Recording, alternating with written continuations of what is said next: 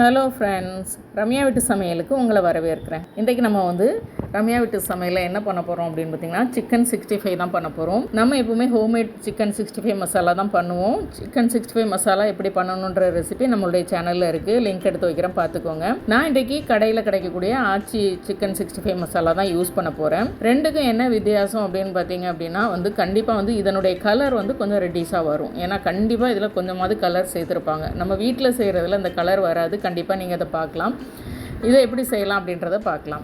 ஒரு 300 gram chicken எடுத்துருக்கிறேன். 300 gram சிக்கனுக்கு 1 டீஸ்பூன் அளவுக்கு இஞ்சி பூண்டு விழுது சேர்த்துருக்கிறேன். ஆச்சி சிக்கன் 65 மசாலாவாக இருந்தாலும் எனி பிராண்டு நீங்கள் வாங்கிக்கலாம். ஒரு 2 டீஸ்பூன் அளவுக்கு சேர்த்துக்கலாம்.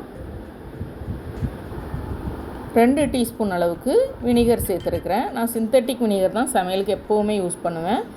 நான் 2 டீஸ்பூன் சேர்த்துருக்கிறேன். இப்போ இந்த மசாலாலே உப்பு இருக்கும், அதனால் உப்பு குறைவாக சேர்த்துக்கோங்க. அது கூடவே ஒரு 3 டீஸ்பூன் அளவுக்கு கார்ன்ஃப்ளவர் மட்டும் நான் சேர்த்துருக்கிறேன். நல்லா கலந்து விட்டுக்கோங்க. முதல்ல தண்ணி சேர்க்காதீங்க. நம்ம வினிகரும் சேர்த்துருக்கோம், இந்த சிக்கன் ரோல ஈரமும் இருக்கும். நல்லா மிக்ஸ் பண்ணிவிட்டு தேவைப்பட்டுச்சுன்னா லைட்டாக தண்ணி தெளித்து மிக்ஸ் பண்ணிக்கோங்க.